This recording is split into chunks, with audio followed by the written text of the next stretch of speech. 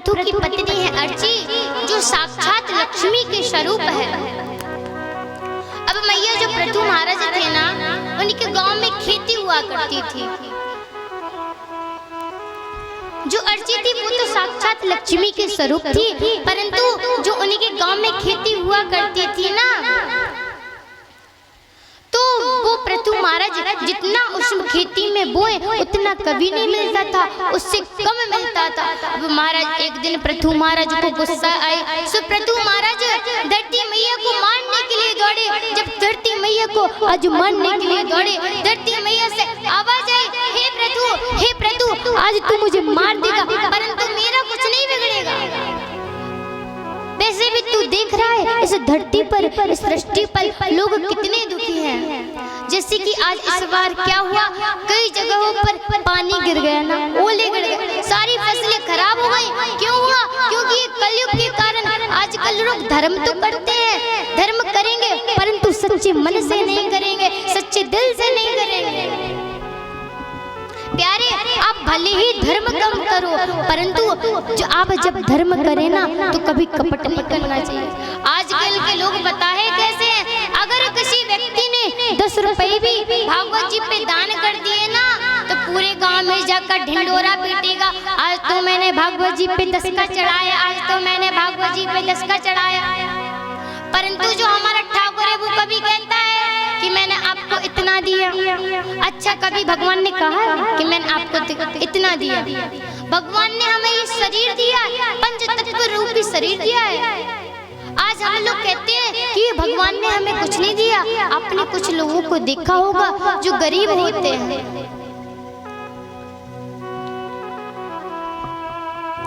भगवान कहते हैं, हे भक्त, मैंने तुझे ये पंच तत्व रूपी शरीर दिया है, ये सबसे ज्यादा कीमती है, क्योंकि ये जो पंच तत्व रूपी शरीर है ना, ये हर व्यक्ति को नहीं मिलता। गोसाई तुलसीदास जी ने लिखा है, बड़े भाग मानुष तन पावा, सुर दुर्लभ सद्ग्रंथन गावा। ये शरीर तो उसी को मिलता है जिसके बड़े भाग्य होते हैं। आज पृथु महाराज बड़े क्रोधित हैं, आज पृथ्वी मैया को मारने के लिए दौड़े, तो पृथ्वी मैया के मुख से आवाज आई कि हे पृथु महाराज, आप मुझे मारना तो चाहते हैं, परंतु आपके मारने से आपका कष्ट दूर नहीं होगा। आज पृथु महाराज बड़े चिंतित हैं कि मैं हर साल खेती करता हूँ, हर साल बोता हूँ, परंतु मुझे जितना अनाज चाहिए, जितना अन्न चाहिए, उतना कभी नहीं मिलता। आज पृथु महाराज बड़े चिंतित हैं। अब महाराज पृथु महाराज को किसी ने बताया, हे महाराज एक काम करिएगा, आप यज्ञ करिएगा, आप यज्ञ करेंगे, तपस्या करेंगे तो आपसे भगवान खुश हो जाएंगे, तो आपकी खेती अच्छी होगी। अब महाराज पृथु महाराज ने यज्ञ किया, पृथु महाराज ने संकल्प लिया कि मैं 100 यज्ञ करूंगा।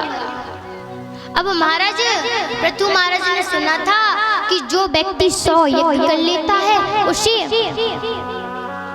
इंद्रदेव जी मिल जाते, इंद्रदेव जी का स्थान मिल जाता है। आज पृथु महाराज ने 99 यज्ञ किए, जैसे ही 100 यज्ञ करने वाले थे, इंद्रदेव ने उस यज्ञ को भंग करवा दिया। आज पृथु महाराज समझ गए कि 100 यज्ञ करने से सच में इंद्रदेव की प्राप्ति होती है।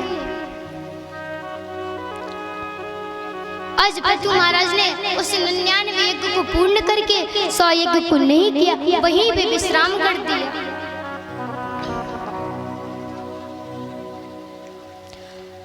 अब महाराज सुखदेव जी महाराज कहते हैं, हे राजन परीक्षित, आज पृथु महाराज ने पूरे यज्ञ किए, उनके जो कष्ट था, उनके घर में जो खेती नहीं होती थी, उनके कष्ट की निवृत्ति हुई। आगे चल के वर्णन आता है भागवत में, बड़ा सुंदर प्रसंग है। एक प्राचीन बरी नाम की प्राचीन बरी की कथा आती है।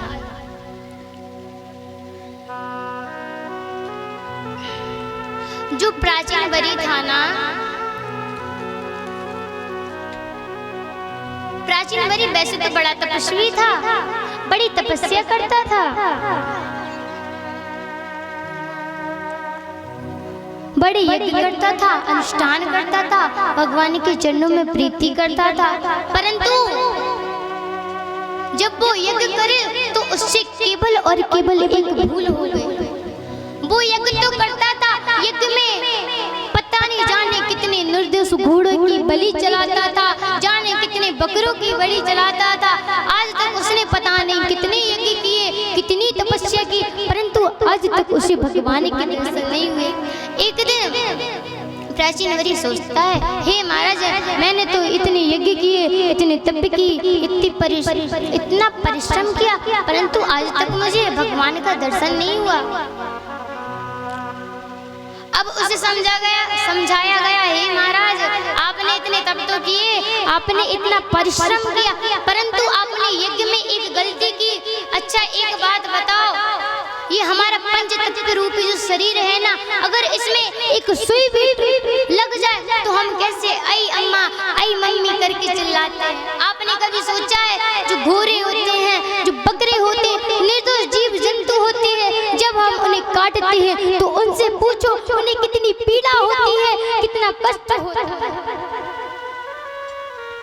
आज महाराज को समझाया गया और कहा गया, हे महाराज, आपने एक गलती की है, अब आप यज्ञ करिएगा तो आपको क्या करना है, घोड़े की बलि नहीं देना, बकरी की बलि नहीं देना।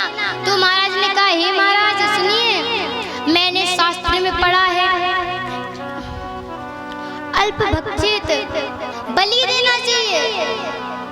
तो किसी ने कहा, हे महाराज, आपने जो वेद में पढ़ा है ना, वेद में लिखा तो सही है, परंतु आपने उस शब्द का गलत अर्थ निकाला है। अल्पवेद मतलब अल्पभक्षणम मतलब पता है क्या होता है? जो अपना ममता रूपी बकरा है, अपने मन में जो ममता रूपी मोह रूपी बकरा है, उस बकरे को लाओ, स्पर्श करके ठाकुर के चरणों में लगा दो। बकरी का मतलब यही नहीं होता कि आप बकरे को काट के चढ़ा दो। वेद में ये लिखा गया है कि जो अपना मन ममता रूपी बकरा होता है, उसको ठाकुर के चरणों में समर्पित करो। सच में बकरी को काटकर मत चढ़ाओ। और मैया भगवान कहते हैं कि प्रेम सबसे करो, परंतु मोह किसी से मत करो। अच्छा मैया, प्रेम और मोह में अंतर क्या है? प्रेम क्या होता है, मोह क्या होता है? तो मैया लिखा गया है, प्रेम वो होता है कि प्रेम में दूसरे व्यक्ति की खुशी को देखा जाता है। अगर वो व्यक्ति हमसे दूर रहने में खुश है तो वो प्रेम है। परंतु मोह क्या होता है? मोह में अगर मैं खुश हूँ तो मेरा भला है तो सब खुश है। मोह में केवल और केवल खुद के बारे में सोचा जाता है। भगवान कहते हैं, हे भक्तों, हे प्यारे, मोह किसी से मत करो, प्रेम सबसे करो, ममता किसी से मत करो। ये जो ममता रूपी बकरा है, इसको भगवान के चरणों में लगाओ, कल्याण हो जाए। आज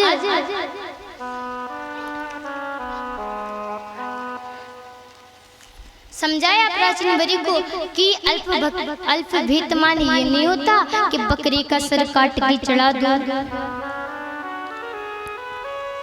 अब महाराज आगे चल के वर्णन आता है। एक बार क्या हुआ? अच्छा, आप सभी ने जड़ भरत की कथा तो सुनी होगी, सुनी है ना?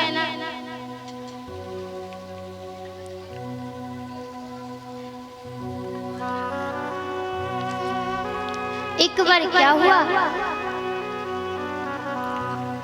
जो भरत जी थे ना, भरत जी बड़े तपस्वी थे, बड़ी तपस्या करते थे। कथा को थोड़ा संक्षेप में ले जा रहे क्योंकि समय थोड़ा कम है और कथाएं आज बहुत ज्यादा हैं। जो भरत जी थे बड़ी तपस्या करते थे, भगवान के चरणों में बड़ी प्रीति थी। एक बार भरत जी के मन में विचार आया, क्यों ना जंगल में जाया जाए और जंगल में जाकर भगवान का भजन किया जाए। आज भरत जी जंगल में जाते हैं, सरोवर के किनारे आसन बिछाया, तपस्या करने बैठे। एक दिन क्या हुआ, जब भरत जी की आंख खुली, निद्रा टूटी, तपस्या टूटी, तो पता है क्या देखा, सामने एक सरोवर है। उस सरोवर में एक हिरन है जो कि गर्भवती है। गर्भवती हिरन के पीछे शेर भाग रहा है। आज वो हिरन पानी में चली गई, गर्भवती थी ना तो तैर नहीं पाई, जैसे तैसे बाहर निकली। उसका जल में ही उसने अपने बच्चे को जन्म दे दिया और जो हिरन थी उसका स्वर्गवास हो गया। महाराज आज जब भरत जी ने देखा तो भरत जी गए, उस हिरण के बच्चे को गोद में लिया और लेकर के आ गए। आज भरत जी के मन में ममता जाग गई। आज भरत जी उस हिरण के बच्चे को लाए, उसको बड़ा खिलाते, भोजन कराते, उसके साथ में बहुत खेलते। अब महाराज जो भरत जी थे ना, उनको इतना प्रेम हो गया, इतना प्रेम हो गया उस हिरण के बच्चे से कि जहाँ भी जाते उस हिरण के बच्चे को सोचते रहते। सोते तो हिरण के बच्चे के बारे में सोचते। अभी जो 2-4 मालाएं करते थे, जो तपस्या करते थे, घर से किस लिए आए थे, तपस्या करने के लिए, परंतु जब उस हिरण के बच्चे को देखा तो मोह आ गया। 24 घंटे हिरण के बच्चे के बारे में सोचते रहते। एक दिन क्या हुआ, जो भरत जी थे उनकी मृत्यु करीब आ गई। जब उनकी मृत्यु आई तो प्यारे, जब किसी व्यक्ति की मृत्यु आती है तो क्या कहा जाता है, हे दादाजी अब आपकी मृत्यु आपके पास आ गई, भगवान का भजन करो, भगवान का नाम करो। परंतु जो हमारा मन है, जो हमारा मोह रूपी, ममता रूपी जो बकरा है, वो कहता है अभी तो हमारा फलाना पोता नहीं है, उसको बुला दो, मैं उसको देख लूं। मेरी बेटी नहीं आई, उसको बुला दो, मैं उसको देख लूं। ये मन है ना, ये बड़ा चंचल है। आज भरत जी की मृत्यु करीब है, परंतु भरत जी भगवान का नाम नहीं लेते। भरत जी तो हिरण के बच्चे के बारे में सोचते हैं अगर मैं चला जाऊंगा तो मेरे हिरण के बच्चे की सेवा कौन करेगा। आज भरत जी हिरण के बच्चे के बारे में सोचते हैं, उसी का ध्यान करते करते आज भरत जी की मृत्यु हो गई। अब महाराज पता है, जो भरत जी थे, कहा जाता है जो व्यक्ति मरते समय जिस चीज की जिसके बारे में सोचता है, अगले जन्म में वो वही बन के आता है। आज भरत जी हिरण के बारे में सोचते सोचते उनकी मृत्यु हो गई। अगले जन्म में जो भरत जी थे वो हिरण बनकर आए। हिरणों के साथ रहते, चारा खाते, घूमते। एक बार क्या हुआ, जंगल वन में जो हिरण थी उस वन में आग लग गई और सारे हिरण, सारे जानवर वहां से भाग गए। परंतु जो भरत जी थे उन्हें अपना पिछला जन्म याद था कि मैं पिछले जन्म में भगवान का भजन करने आया था जंगल में, परंतु मैं हिरण के बच्चे के मुंह में आ गया, तो आज मुझे हिरण का शरीर मिला है। आज भरत जी जो हिरण के रूप में थे, सारे जानवर उस जंगल से भाग जाते, परंतु भरत जी नहीं जाते। आज भरत जी की वही भी मृत्यु हो गई।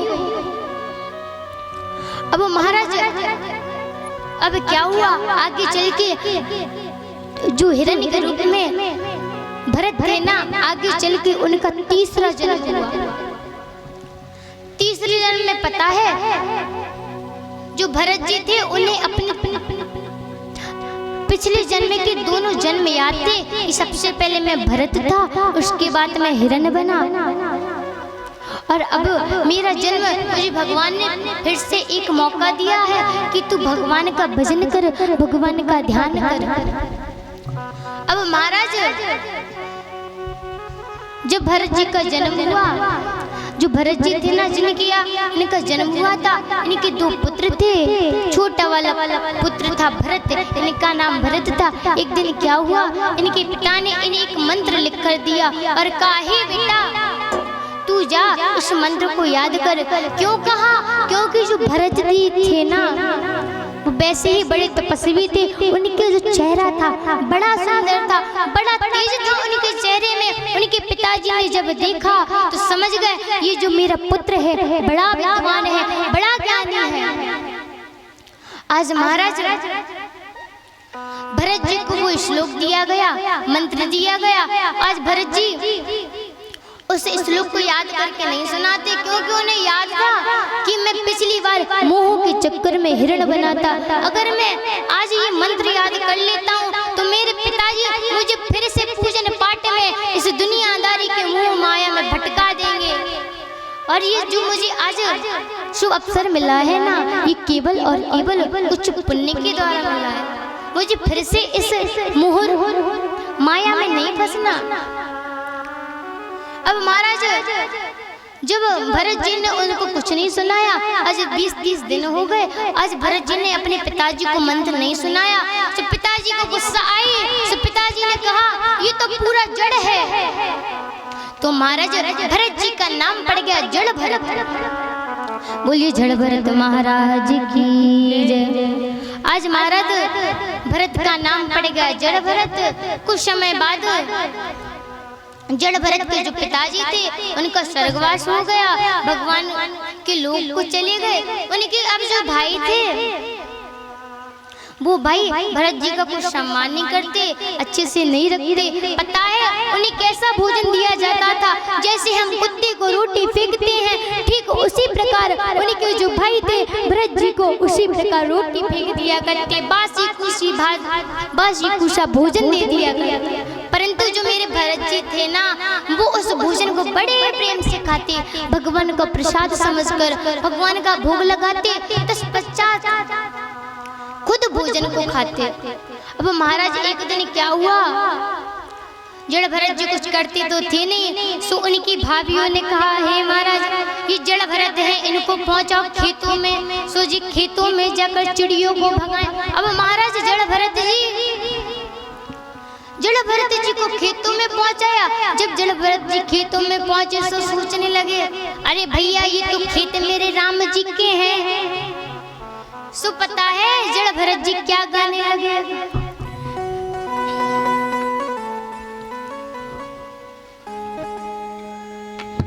राम की चिड़ैया राम जी को खेत, चुन जाओ चिड़िया भर भर पेट। राम जी की चिड़िया राम जी को खेत, चुन जाओ चिड़िया भर भर पेट।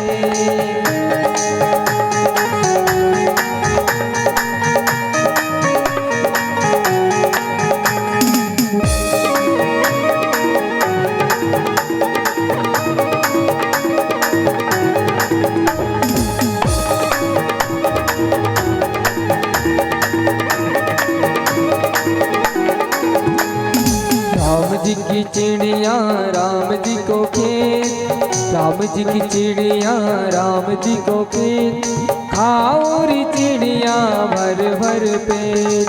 राम जी की चिड़िया राम जी को खेत, खाओ री चिड़िया भर भर पेट। खाओ री चिड़िया भर भर पेट, खाओ री चिड़िया भर भर पेट। अब महाराज जड़ भरत जी को पहुंचाया खेतों में चिड़ियों को भगाने के लिए, परंतु जो जड़ भरत जी थे वो गाने लगे राम जी की चिड़िया है राम जी के खेत, खाओ खाओ चिड़िया भर भर के पेट। अब महाराज पड़ोसी निकले, सो पड़ोसी ने देखा कि ये तो भरत जी हैं, जड़ भरत जी हैं, ये क्या कर रहे हैं? ये तो चिड़ियों को बुला बुला के खिला रहे हैं, सारा अनाज खिला दिया। पड़ोसी दौड़ते दौड़ते उनके भाइयों के पास गए और कहा हे भाई सुनिए, जो तुमने जड़ भरत को भेजा था चिड़ियों को भगाने के लिए, पता है वो क्या करते हैं? वो गाते हैं राम जी की चिड़िया है राम जी के खेत, आओ आओ खाओ चिड़िया भर भर के पेट। अब महाराज तीनों भाई आए, आज भरत जी को देखा सो गुस्से से लाल हो गए और कहा तुझे कुछ नहीं आता, तुझे एक काम दिया था कि जा और जाकर चिड़ियों को भगा, परंतु तूने तो सारा अनाज ही खिला दिया। अब महाराज जड़ भरत जी को घर से निकाल दिया। अब महाराज जड़ भरत जी चले जाते हैं और मन में सोचते हैं कि मैंने क्या गलत किया। सही तो कहा कि ये जो खेत हैं ये तो मेरे राम जी के हैं, तो मैंने चिड़ियों को खिला दिया, उसमें मैंने कौन सा पाप कर दिया, परंतु मेरे भाइयों ने तो मुझे घर से ही भगा दिया। अब महाराज जड़ भरत जी चले जाते हैं। चलते चलते क्या हुआ, रास्ते में इन्हें एक महापुरुष मिले। जब महापुरुष मिले, महापुरुष ने जड़ भरत को देखा तो पूछा, हे जड़ भरत कौन है, तेरा क्या नाम है? जब उनसे पूछा तो जड़ भरत कुछ नहीं बोले। अच्छा, जो महाराज जा रहे थे, जो व्यक्ति जा रहे थे, उनका जो रथ था ना, उसका पहिया खराब हो गया था, घोड़ा खराब हो गया। सो उन्होंने कहा, ये जो जड़ भरत है ना, ये तो बड़े हट्टे खट्टे हैं। सो उनको बुलाया, उनको बुलाकर उनके कंधों पे रथ को रखा और ले जाने लगे। अब महाराज जड़ भरत जी उनको ले जाते हैं, जाते जाते रुक गए, क्योंकि उन्हें अपने राम जी की याद आ गई, राम जी के बारे में सोचने लगे। अब जो रथ में बैठे थे उन्होंने चिल्लाया, हे भरत चल तू। अब जड़ भरत जी तो सुनते नहीं, क्योंकि उनकी तो समाधि लग गई। आज बड़ा भला कहा। जब जड़ भरत जी ने सुना,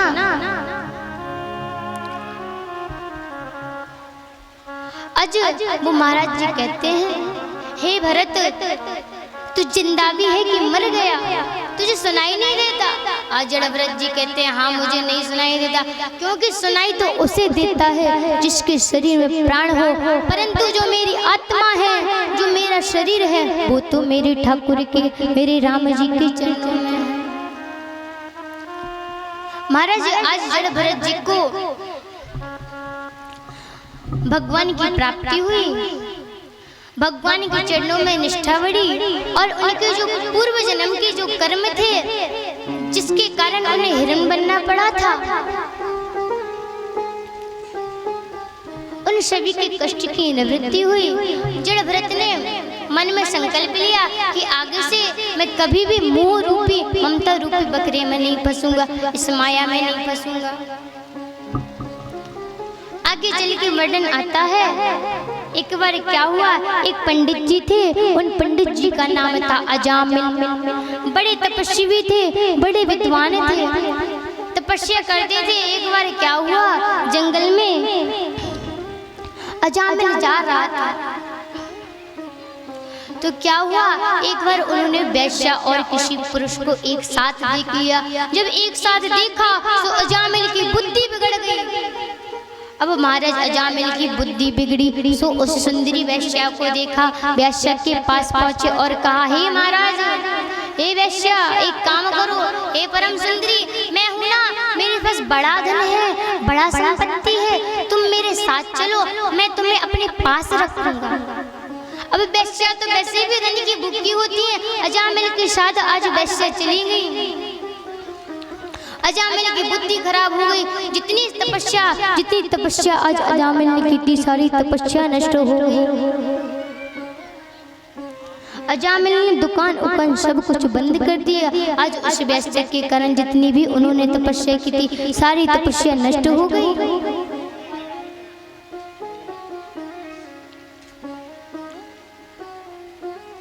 वो महाराज